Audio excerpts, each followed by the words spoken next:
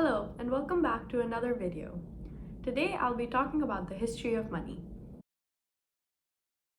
The world first began with early money, which is where people would make and grow stuff and exchange it while recording trades. However, as trades increased, accounting got hard, which is why IOU notes were introduced. People would use objects such as whale teeth to trade with one another for purchasing power. Since whale teeth or barley were hard to carry, or some stuff such as shells were not scarce, the world had to be introduced to metal money. This money would have intrinsic value, and having more of this money would mean that you have more power. They began minting coins from precious metals with specific value and weight. These coins were legitimate, durable, and portable, and they could be used to trade with other communities. Since carrying multiple coins was exhausting, people switched to paper money, which was also easier to create using printing. Then came the issue of controlling money. On an island called Yap Island, ray stones were equivalent to gold, and the chiefs of this island began asking for taxes which were just unavoidable in ray stones. Since these stones were too heavy, people would usually leave them in one place and trade them based on promises. Anyone who owned a stone on the Yap Island could issue a promissory note against the value of their stone. Then, money and inflation were introduced. In the 16th century, Spain went and got a lot of precious gold from colonies. However, this did not boost trade.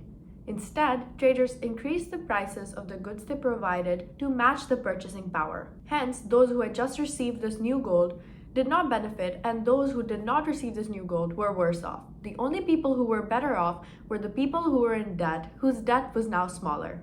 This showed the first example of inflation, since people chased more money with too few goods.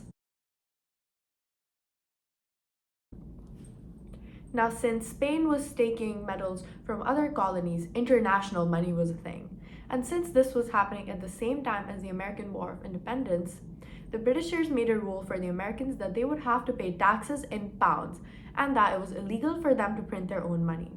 This meant that Americans would have to deal with Britishers in their own motherland to access money. This War of Independence caused British taxation and introduced the American dollar, which is now the most widely used dollar. In the 19th century, banking was a good business since people were able to profit by simple money lending. Additionally, there was a concept called fractional reserve banking. Here, depositors were able to lend out more money than they had deposited into the bank. When people all wanted to take out their money together, there was a run on banks and the economy was affected. This is where the government needed to step in and ensure customer deposits. By 21st century, banks funded their money from loans from other banks.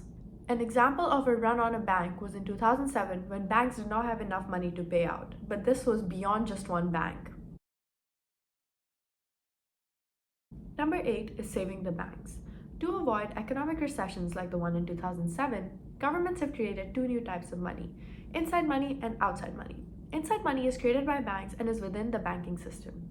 Basically, when a bank earns money by lending out a loan, there will be a private liability that is equivalent to the amount of loan that the borrower has taken. And outside money that is created by the government and is not part of the banking system is a private asset but has no private liability attached. This is usually a small percentage that is added to the public debt and is used when banks are running out of money to avoid the economic recessions.